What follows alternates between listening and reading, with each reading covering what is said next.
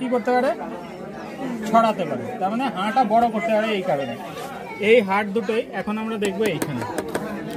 হাত দিও না, জ্বলবে হাত। বাবা অরিজিনাল সাপে হাত দিও না, শুধু দেখবা, ঠিক আছে? এই দেখ, সাপ যখন খোলস ছাড়ে, মাছের আঁশ দেখেছিস তো? তো সাপেরও আঁশ থাকে, একটু দূর থেকে দেখবি, নাহলে গন্ধ লাগবে। সাপেরও আঁশ থাকে, তো এইটা হচ্ছে সেই সাপের আঁশ। দেখো, তার মানে সাপ যখন খোলস ছাড়ে তার মানে কি আঁশ ছাড়ে। এবার এইটাই আমরা দেখবো। আমাকে যেমন এখন প্রচন্ড ঝাঁঝ লাগছে ফরমালিডিহাইডের।